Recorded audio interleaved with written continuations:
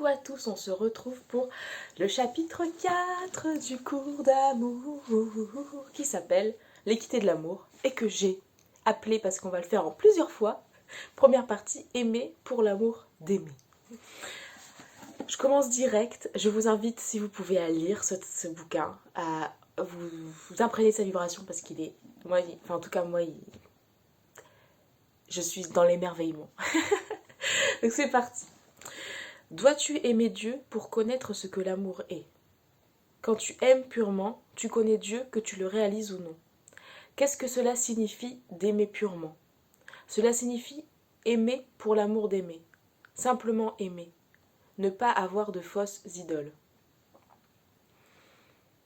Les fausses idoles doivent être portées à la lumière et vues, là comme le néant qu'elles sont, avant que tu puisses aimer pour l'amour d'aimer. Donc il faut d'abord voir les fausses idoles. Qu'est-ce que c'est une fausse idole? Ce que tu penses que l'amour va te procurer.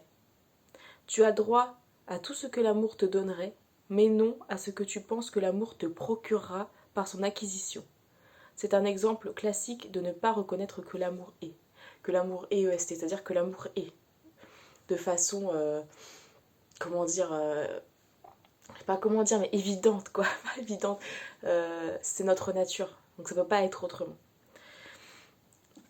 En gros, ce qu'on comprend déjà dans les premières lignes de ce passage, de ce chapitre, c'est qu'est-ce que c'est finalement, on s'en fout entre guillemets de connaître, de se dire qu'est-ce que Dieu, aimer Dieu. En fait, ce qu'il nous dit, c'est que tu connais Dieu dès lors que tu aimes pour l'amour d'aimer. Dieu, en fait, c'est l'amour par l'amour pour l'amour à travers l'amour. Enfin, moi, je parle souvent comme ça, c'est l'amour par l'amour, à travers l'amour, pour l'amour. Tu es en train de vivre quelque chose, ta vie, pourquoi? Pour l'amour, pour l'amour d'aimer.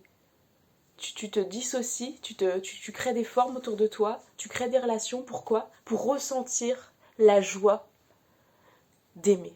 Qu'est-ce qu'aimer? C'est simplement te relier à l'autre, être dans la jonction à l'autre, c'est-à-dire reconnaître l'amour que l'autre est comme étant le même que le tien mais en différent. C'est savoir se joindre à l'autre, s'unir à l'autre, écouter, se relier à la plante, se relier à ton mouvement du corps, se relier à ce qui vit en toi et simplement l'accueillir. Et les fausses idoles, qu'est-ce que c'est? C'est ce que tu penses que l'amour va te procurer. C'est aimer, mais de la façon que tu vas acquérir quelque chose. Par exemple, je t'aime. C'est conditionnel. C'est pour ça qu'on dit amour inconditionnel. C'est dans le sens, je t'aime pour quelque chose. Parce que je pense que ça va m'apporter l'amour. Mais en fait, ce qui m'apporte l'amour, c'est d'aimer. C'est pas de recevoir quelque chose. C'est dans le don que je reçois, mais je ne reçois pas finalement vraiment de la forme, je le reçois du fond, c'est-à-dire de juste savoir recevoir la joie que c'est de se relier et d'être en relation. Donc, qu'est-ce qu'une fausse idole? Ce que tu penses que l'amour va te procurer, c'est-à-dire, je sais pas, l'argent, la joie, le bonheur. En tout cas, c'est quelque chose que tu pourrais acquérir. Tu peux pas acquérir quelque chose puisque l'amour est, c'est ça qui t'a dit.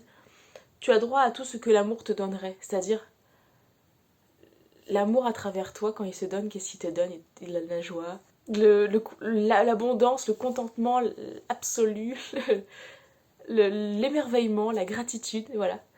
Donc ça, tu as droit à tout ce que l'amour te donnerait, mais non à ce que tu penses que l'amour te procurera par son acquisition. L'amour, c'est pas quelque chose que tu acquiers, c'est quelque chose qui te traverse, que tu donnes. Et plus tu donnes, plus tu en gagnes. Dans le sens des lois, on va dire... La loi de l'amour, c'est une loi de gain et non de perte. Une loi qui dit que plus tu donnes, plus tu gagnes. Donc, en gros, voilà, il nous explique que l'amour est, donc ne s'acquiert pas, et il est. Et en fait, c'est en te traversant, et quand tu le donnes, finalement, il peut s'exprimer, se manifester, et se multiplier autour de toi et en toi. Qu'est-ce que j'avais envie de vous dire aujourd'hui sur ça? Je vous lis encore un paragraphe. Quand tu penses agir par amour, tes pensées sont basées sur le sentiment et doivent être remises en question. L'amour, ce n'est pas d'être gentil quand tu te sens maussade. L'amour, ce n'est pas de faire de bonnes actions de charité et de service. L'amour, ce n'est pas de balancer la logique et d'agir de sotte manière qui passe pour de la gaieté, mais ne peuvent se déguiser en joie. La gaieté n'est pas la joie. Vous avez tous une image dans votre esprit de quelqu'un dont vous croyez qu'il sait ce que l'amour est. C'est peut-être une personne âgée qui est toujours bonne et douce, qui ne médit sur personne et qui se soucie peu de sa propre personne. C'est peut-être une mère dont l'amour est aveugle et plein d'abnégation. D'autres encore parmi vous pourraient imaginer un couple marié depuis longtemps, dans lequel chacun est dévoué au bonheur de l'autre, ou encore un père dont l'amour est inconditionnel, ou un prêtre ou ministre du culte qui guide infailliblement. À chacun et toutes ces personnes que tu admires, quand le moment sera venu, tu donnes des attributs que tu n'as pas et que tu pourrais acquérir, un jour, quand le moment sera venu. Car cette attitude bonne et douce, tu ne crois pas qu'elle te servirait maintenant. Cet aveuglement et cette abnégation sont quelque chose à gagner, mais à un prix trop élevé, et tu penses que cette dévotion serait parfaite pour quelqu'un dont le partenaire est plus aimant que le tien. Cet amour inconditionnel est extraordinaire, mais ne doit-il pas être tempéré par un bon jugement? Ce que tu poses comme question, tu te dis que tu sais pas si ça va te servir. Donc en gros, tu cherches une utilité dans l'amour. Est-ce que c'est pas un prix trop élevé, cet amour? Cette dévotion serait parfaite pour un partenaire qui serait mieux, mais là, je vais peut-être pas me... entre guillemets, que ça me coûte. Il y a quelque chose de cet ordre-là. Et puis tu dis aussi, et cette aptitude à guider les autres doit sûrement se mériter par l'acquisition d'une sagesse qui n'est pas à ta portée. Ainsi, ton image de l'amour est basée sur la comparaison. Tu as choisi l'image qui illustre ce qui te manque le plus, et tu utilises cette image pour te châtier, te punir, tout en disant que c'est ce que tu veux. Donc en fait, tu bases, ce qu'il explique là, c'est que le cours explique que tu bases ton image sur la comparaison, c'est-à-dire que tu dis ça doit être ça l'amour, et en fait tu choisis l'image qui illustre le plus ce qui te manque. Et en fait ce qui te manque le plus, finalement c'est pas cette image, ce qui te manque le plus, ça te manque parce qu'en fait tu sais que c'est disponible, sinon tu peux pas manquer de quelque chose que tu ne connais pas. Et ce qui te manque le plus, c'est pas vraiment la forme que ça prend, mais c'est de t'autoriser à aimer, en fait. C'est ça, c'est s'autoriser à n'avoir aucune utilité dans l'amour. C'est s'autoriser à n'avoir aucun sacrifice à faire dans l'amour. Quand tu ouvres ton cœur, il n'y a pas de sacrifice. Tu te rends pas vulnérable. Enfin, si tu te rends vulnérable, mais pas une vulnérabilité qui est une faiblesse. Une vulnérabilité, qui est une force. C'est la force de juste aimer. Parce qu'en fait, ce qui te rend joyeux, c'est pas de acquérir quelque chose par l'amour que tu donnes, c'est de sentir l'amour que tu es. Et ça, je veux dire, c'est tellement joyeux et c'est tellement offert par tout le monde autour de toi qui te permet à chaque instant de pouvoir exprimer l'amour que tu es, de pouvoir te laisser traverser par l'amour. Et ce qui te manque le plus, c'est pas l'abnégation, c'est pas de faire des bonnes actions. Ce qui te manque le plus, c'est de t'autoriser à aimer, pour l'amour. Sans te dire que ça doit t'apporter quelque chose. Parce que dès lors que tu dis ça doit m'apporter quelque chose, tu vas avoir le regard focalisé sur qu'est-ce que ça t'apporte. Et du coup, tu vas te couper de ce qui vit en toi. Parce que ça te fait ce qui vit en toi. T'es déjà dans est-ce que l'autre il répond à ce que je suis en train de lui donner, et en fait, l'esprit focalise sur ça, au lieu de focaliser sur waouh, mais quelle joie c'est de simplement ouvrir son cœur et se relier à l'autre, même quand il est en colère, se relier à sa vulnérabilité, se relier à ces mécanismes de protection, de défense qui font que là il est un peu fermé, ou là du coup il a besoin de posséder. Mais c'est pas un jugement, c'est l'amour en fait, c'est juste je me relie, parce qu'en fait j'ai les mêmes choses chez moi. Et c'est là que tu te rends compte que tout le monde a l'humanité en lui, porte l'humanité en lui. Et alors tu peux juste te dire ok, je n'attends rien de l'extérieur à part qu'il me permette, et c'est quand même un cadeau énorme, de ressentir qui je suis en manifestant l'amour. Que je suis et qu'il est, et c'est la jonction. En fait c'est quand je me reconnais dans l'autre que finalement c'est l'amour qui par l'amour, à travers l'amour, pour l'amour. Parce que c'est ça l'amour, c'est voir que l'autre, c'est la même que toi, et tu dis à l'autre, regarde en fait, on est pareil et je t'aime. Je t'aime parce que tu sais, je m'aime. Et c'est le même chez toi et que tu as le, entre guillemets, c'est même pas un droit, c'est une constitution, mais c'est autorise-toi à recevoir l'amour. Et pour le recevoir, c'est comment tu fais, tu le donnes, tu te laisses traverser. Et là, c'est honorer la vie que de s'autoriser ça. C'est honorer la vie de prendre sa place. C'est honorer la vie d'accueillir la lumière que vous êtes et de vous laisser traverser. Bon, j'ai un peu digressé. Mais ça, c'était le début du chapitre 4. Et après, elles vont parler de l'état amoureux. Donc je me laisse pour une autre vidéo parce que c'est bien conséquent aussi. J'aime bien, j'ai l'impression d'être une bibliothécaire. C'est bien conséquent aussi. Donc nous attendrons la prochaine vidéo. Et en attendant, je vous invite à aimer, à vous offrir des cadeaux. Regardez en fait ce qui vient de se passer, je vous le partage. C'est que je viens de me rendre compte que dans ce bouquin que je lis, il y a un petit mot qui m'a été laissé par mon compagnon. Et qu'en fait, c'est un cadeau, vous voyez, c'est un cadeau. Et qui n'a aucune, qui a énormément de valeur parce qu'il n'a aucun but en soi à part de partager l'amour. Et c'est joyeux, vous voyez. Alors faites des cadeaux aujourd'hui aux gens sans attendre qu'ils le voient tout de suite. Je sais pas quand il a mis ce mot. Mais juste, et sentez ce que ça vous fait. Maintenant, reliez-vous à, par exemple, à un amour facile pour vous, c'est-à-dire quelque chose qui est facile pour vous à vous relier. Par exemple, si vous avez des enfants, des fois c'est peut-être plus simple. J'en sais rien. Moi, j'ai pas d'enfants. Mais prenez quelque chose, ou la nature. Il y a des gens, c'est plus la nature. Après, vous allez faire votre environnement, créer votre vie par rapport aussi à ce qui est plus aisé pour vous au début de manifester l'amour. Mais après, vous pourrez ouvrir à tout. Mais prenez quelque chose de simple pour débuter et sentez comment, en fait, au-delà de vous sentir bien dans la situation dans laquelle vous êtes avec la personne ou avec la nature,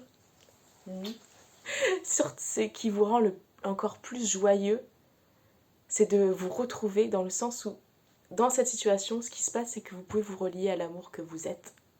Vous pouvez vous relier à l'amour que vous êtes, c'est-à-dire aimer vous sentir relié, aimer juste être là et sentir que vous avez juste envie de dire merci tout le temps, parce que vous vous sentez bien. Pourquoi vous vous sentez bien?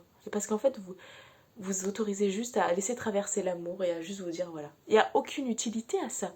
Mais quand vous êtes face à un coucher de soleil, quand vous êtes face aux oiseaux, là, j'étais dans un parc ornithologique, je crois que ça se dit comme ça, la nature vous rappelle qu'il n'y a rien à faire. Mais juste vous êtes là, vous faites, il n'y a plus rien en fait.